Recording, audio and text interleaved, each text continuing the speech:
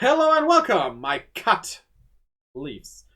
We have Kimolingo with a video talking to us about the cut Pokemon of Generation 1. Let's look at it. The first generation of Pokemon is where everything started. And a long True. time has passed since then, and with over 1,000 Pokemon, there is of course 1025 to be exact. a lot more Pokemon that just never made it into the games for different reasons.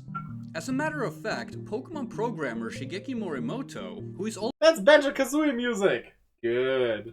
also known for creating Mew and putting it into the Generation 1 games without Nintendo's knowledge, revealed in an interview that we were originally supposed to have 190 Pokemon in Generation 1, which is way There's a Moby appearing.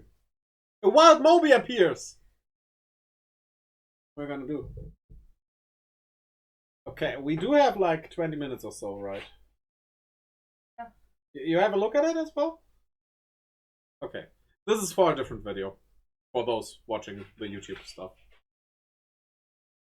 more than the 151 that we ended up getting. But thanks to several leaks, interviews, and other sources, we are actually able to discover more information about these cut Pokemon, which is what we will be talking about today. But what kind of leaks are we talking about? Well, most of these Pokemon come from leaked Gen 1 beta assets from the Helix Chamber. Okay. Here we already see some Pokemon, which... honestly, they are not too bad. Nothing that I say, well, too bad we didn't get it, though. I mean, this we kind of got in a different way, of course. I kind of do like...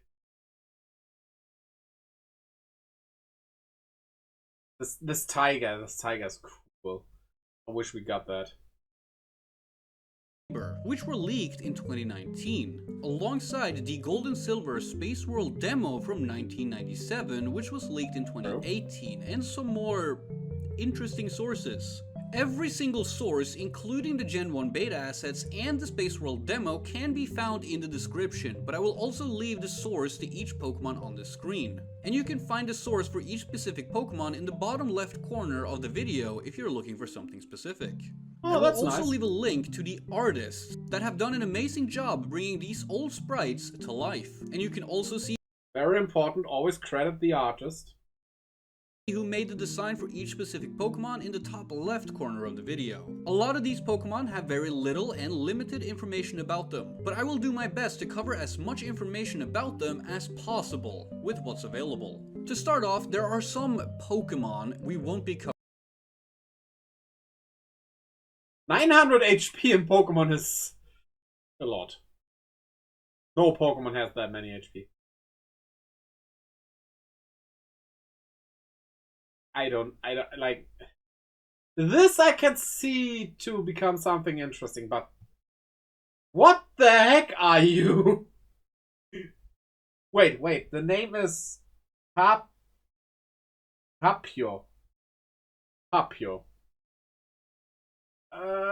Shita? Not sure. My canal knowledge is not the best anymore. Covering in this video. That's because the images you see on the screen are concept art. This concept art primarily showcases how the game would function, but one interesting creature from this concept art is Cabin. This little head is by many believed to be just a stupid meme that never had any significance. However, it may actually be an early version of Snorlax, with its name Cabin being very similar to Snorlax's Japanese name of Cabigon. Snorlax is also based on Game Freak employee Koji Nishino, which would explain. Okay. Concept art. Do I show it? Let me check. Let me check if I want to show it. Well, where did I put it?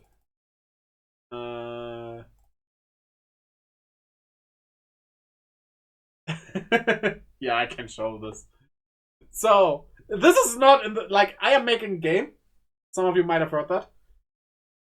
This is not how the final game will look like. This is graphics from other games, but concept art can look like this, right? I just like, this is how the battle will initially look. There will be a more dynamic camera and stuff, but this is like, you choose what you gotta do and stuff. This is the concept art for that. Just to show you an example of how this works. And I just took sprites and models from different franchises for this. Let's continue with the video. Why it looks like a human head. Anyway, this makes sense. With that out of the way, let's get into every cut Pokemon from Generation 1. I just didn't draw Starting off with Part 1, Cut Pokemon Evolutions. Because of limited cartridge space, many 3-stage evolutionary lines got cut to 2. Interestingly, Pokemon lead designer Ken Sugimori... Wait, but nothing was cut to a non-evolver then? Huh. Would reveal in an interview with Yomiuri newspaper in 2018 that in order to decide which Pokemon made it and which ones didn't, Sugimori would print out drawings of all the Pokemon and simply ask people which one they liked best. And the Pokemon with the least amount of votes ended up being cut. Another designer for Pokemon, Atsuko Nishida, known for designing... Yeah! She actually created Pikachu! It wasn't the main art guy that created Pikachu. It was her. And she also did Eevee. So, you know, people always talk about Sugimori being the Pokemon artist. And he is for most of the Pokemon, but not for our mascot. Various popular Pokemon would add that it was believed that people would want more variation instead of the same Pokemon evolving twice. But with that being said, let's get into the actual Pokemon that ended up being cut. Coming in first, we have this pre-evolved form of Zubat. Of course, this Pokemon was created before the introduction. To be quite honest, I think Golbat could have been cut and we could have gotten this and Zubat as the evolution. It would seem like there is something missing, but in Gen 2 with Crobat, that could have been also fixed. And Golbat is the worst of the 3, honestly. Introduction of Crobat in Generation 2. Sadly, the back sprite is all we really have for this Pokemon. There really is not much more information about it, and the upscale design work is of course speculative. There was also supposed to be a middle stage evolution of Psyduck, often referred to as Weird Duck. We also only have the back sprite for Weird Duck. There is also a lost middle stage evolution to Magnemite, way before the introduction of Magnezone. Another cut evolution that easily causes for speculation is the cut evolution of Marowak. This Pokemon was supposed to serve as a final evolution to Cubone. And again, I have... the art is drawn good, but I don't like, yeah, there's this whole Kangaskhan theory about that being Cubone and stuff, but I don't think this is what it was. I have to make it clear that the upscale design work, though incredibly well made and interesting, is purely speculative, as we only have the back sprite to work with alongside very limited information. However, we are now moving on to Pokemon that we do have more information about, as they were also part of the Gold and Silver Space World demo from 1997. Giving us both sprites, names, and typings, with one of them potentially being referenced in the Pokédex, that being Mekon. Mekon was supposed to be a pre-evolution to Vulpix, whose Pokédex entry states that at the time of its birth, it only had one tail. Mekon means 3 fox barks, and it would evolve into Vulpix at level 13. Speaking of lost pre-evolutions, we have Konya, so adorable. who's supposed to serve as a pre-evolved version of Meowth. Konya would evolve into Meowth at level 14 and was pure normal type, with its name translating to either Baby Meow or Coin Meow. There is also a pre-evolved version of Ponyta named Puchikun. Honestly, the drawing, yes. The sprites seem like that's just a bit more chibi Ponyta. Like, it seems very unnecessary. Its name translates to Petite Unicorn. Puchikun would evolve into Ponyta at level 20. However, unlike its evolved forms, Ponyta and Rapidash, Puchikun was categorized as a pure normal type and not a fire type. Goldeen was also supposed to have a... Oh, and then evolved with a Firestorm? Oh, yeah. This is just... I kinda like it, to be honest. Pre-evolved form named Gyofin. Gyofin would evolve into Gold... It's not Gyofin, it's Gyopin. Gyop basically meaning fish. at level 16, with its name meaning lively goldfish. And it was a pure water type, just like Goldeen and Sea King. And to finish off cut Pokemon evolutions, we have one of the most, if not the most popular, and well-known lost Pokemon of all time, being Gorochu. Gorochu is actually pretty unique, because it was— I honestly hope we get this as a regional evolution one day, because there is something there. Also, I do like how it has these markings on the face, which are on the drum of the Japanese thunder god. That's cool. Was actually leaked by Game Freak themselves in 2018, when they did a newspaper interview in the Japanese newspaper Yomiuri. Judging by its name, it's pretty easy to understand that Gorochu was supposed to serve as the final evolution to Pikachu and Raichu. Atsuko Nishida, who designed Pikachu and Raichu, was told to make a final third evolution. She was instructed to make it look strong. Nishida would go on to say that it had horns, fangs, and looked like a god of thunder. The story of Gorochu came before the leaked Gen 1 beta assets, but after the leak, Gorochu's back sprite has been found, though no other sprites of Gorochu exists. There seems to be multiple reasons why Gorochu didn't make it into the first generation of Pokemon games. Employees such as Koji Nishino and programmer Shigeki Morimoto would say that Gorochu didn't make it because of cartridge space. However, lead designer Ken Sugimori would go on to say that it also had to do with the game's balancing. But to end things off with cut Pokemon evolutions from Generation 1, Junichi Masuda was actually asked in an interview with GameSpot a few months later if Gorochu would ever make it into future Pokemon games, where he would go on to say that the chances are very low, but he never did say no. And that wraps it up for lost and cut evolutions planned for Generation 1, but we are far from finished. I was just so thinking, let's keep going. It should come as no surprise that the vast majority of lost and cut content comes through the means of leaks, mostly through the game's coding. But these lost Pokemon mostly come through more unique methods. Most of the Pokemon that we will take a look at in this part comes from the creator of Pokemon himself, so the look on this man's face scares me. Like, he is smiling, even his eyes are smiling, but it's like, it's kind of creepy. Toshi Tajiri, in his biographical manga fittingly titled Toshi Tajiri, the Man Who Created Pokemon. And this manga gives us a bigger insight into the creation of Pokemon, as well as showing us some never before seen Pokemon that never made it. One of said Pokemon is Jagu, a shark-like Pokemon believed to be a water type. Though not much information exists about Jagu, its back sprite was also discovered— Yeah, it could be a water type with an added dark type maybe in Gold and Silver. In leaked Gen 1 beta assets, and it most likely ended up becoming Sharpedo at a later stage. We also have Gaioon, who is a little special. Gaioon is one of the first Pokemon— Yaon is the name. Okay, I like this video so far, but the naming, you could work on that. Like, I know you don't need to learn Japanese for a video, but the pronunciations would be good. They're not that hard. Pokemon ever made. In fact, it's possible that Gaioon was the second Pokemon ever created. The Satoshi Tajiri manga shows Rhydon as having the index number 0. And as we know from Ken Sugimori, Rhydon was the first Pokemon ever made, and Gaioon has the index number 1. In Japanese, Gaioon is the sound for Godzilla's roar, which is probably what it was based on. Many people also believe that Gaioon's design may have been used as the sprite.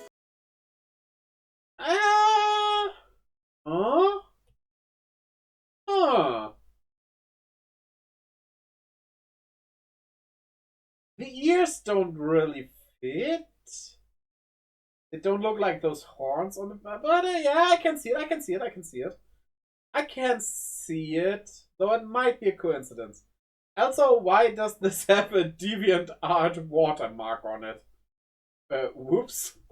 For the move substitute in later games. But with the leak of Gen 1 beta assets, we were not only able to find the back sprite of Gaioon, but also this Pokemon, believed to be its pre-evolved form. This is the puppet! This is the Pokédoll! I like this line, can we get that? However, aside from that, we don't really have any more information about Gaioon's possible evolution. A Pokemon from the manga that falls more on the weirder side is Cactus. This Pokemon was also later found in Gen 1 beta assets. Okay, I doubt it would have those skull claws. That's kind of more like a Digimon, but I'll still dig it. It's still kinda cool, yeah. And though we don't have much information about it, it may have later served as inspiration for Cacnea and Cacturn in Generation 3. There is also a deer Pokemon named Deer, whose back sprite was also later recovered from Gen 1 beta assets. Again, another Pokemon we don't know much about, Deer. but who most likely ended up becoming Stantler in Generation 2. Another cut Pokemon that may have been referenced in the Pokedex just like Mekon is Elephant. I know we have an elephant Pokemon by now, but I want an elephant Pokemon that's more like this. Come on.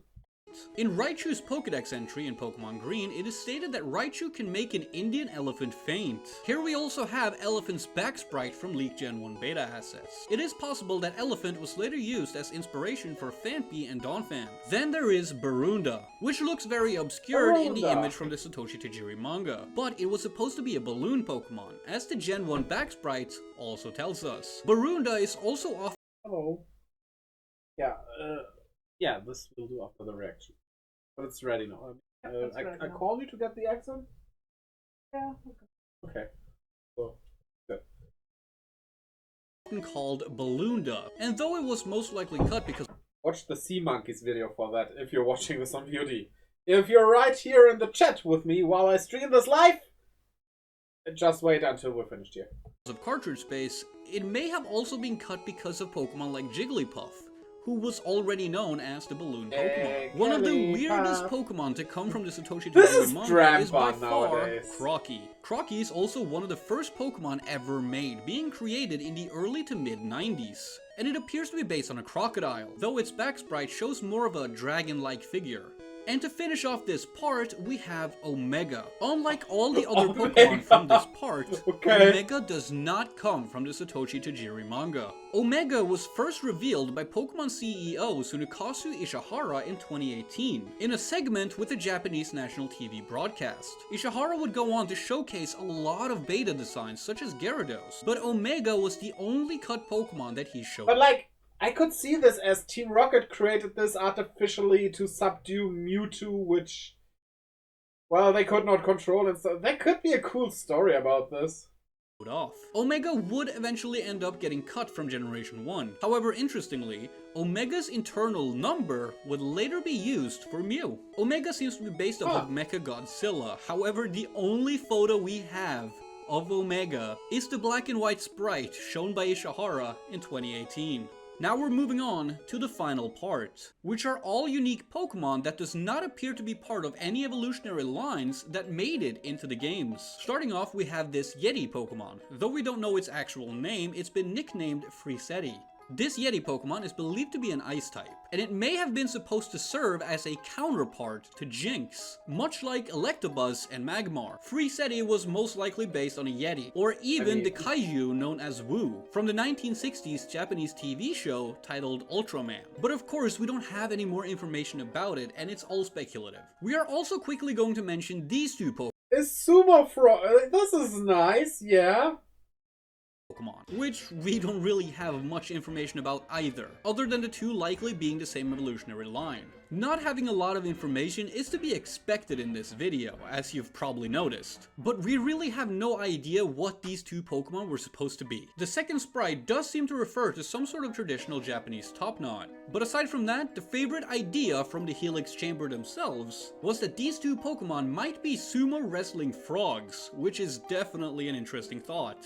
Moving on to these two bird or bird-fish Pokemon. These two Pokemon could potentially be based on the Cheep Cheep from Mario and the Betta Fish, but we really don't know. We also have a full 3-stage evolutionary line. These three Pokemon are believed to be Dragon types. The Dragonite line, being the only Dragon type Pokemon of Generation 1, has always been a little bit weird, so it's fair to assume that it was supposed to have a company. It could have potentially been based on Chinese water dragons, but with only the back sprite, it's very hard to tell. It's also worth noting that we don't know for absolute certain that these three Pokemon are part of the same evolutionary line. The first sprite has the index number 94, the next one has index number 95, as you would expect, but the last one is index number 174, which means it was added near the very end of development. But we have more Pokemon to go through, including these two squid Pokemon. Though, just like last time, we don't know for sure if these two Pokemon are part of the same evolution. So the smaller one is like That looks a lot like that, what's it called, from Dragon Quest, the squid monster. Evolutionary line, as their index number are very far apart. It is believed that they are related. Obviously, they seem to be based off of squids. And all the way at the end, we have Katora. Yes, I want probably this! one of the most popular lost Pokemon of all time. I want this! Katora is an electric tiger Pokemon that would evolve into Raytora at level 35. Katora meaning baby tiger and Raytora meaning thunder tiger. Both of these Pokemon were planned for Generation 1, but they didn't make it. They were also planned for Generation 2, but again, did not make it. And they are still yet to make an appearance in any Pokemon game. But it doesn't really stop there. Though we have both front and back sprites for both Katora and Raytora, thanks to the Gold and Silver demo from 1997, we also have back sprites from Generation 1, which included a final stage evolution, making it a 3-stage evolutionary line. This third evolution, however, is only in Gen 1 beta assets, meaning we have no name or front sprites for this Pokemon. We also don't know why Katora and Raytora were planned for Generation 2, but its final stage evolution wasn't. But that would be all lost and cut Pokemon from Generation 1. Or well... Honestly, I think they wanted to include it in Gen 1, it didn't work out, then they took it for Gen 2, okay. We do not have room for that, but...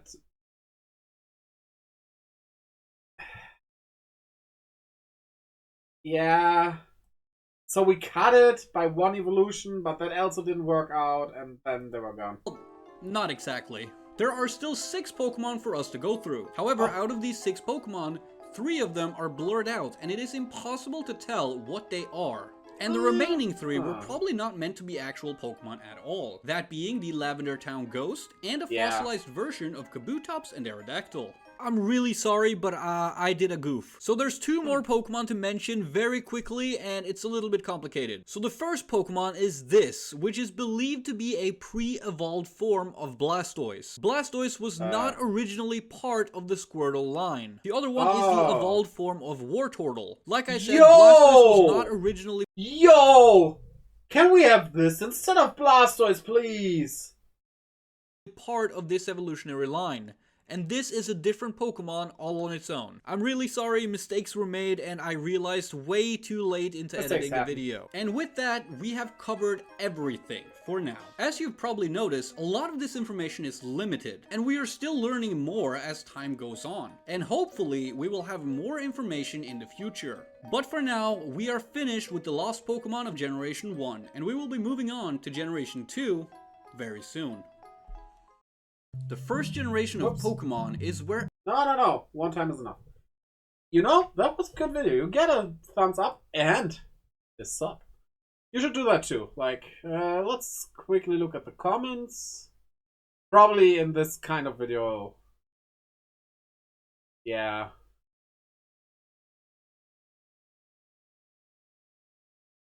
I think there isn't anything interesting to find here, so... yeah, I think great video. Check him out and everything, and you know what to do. So, yeah, nice.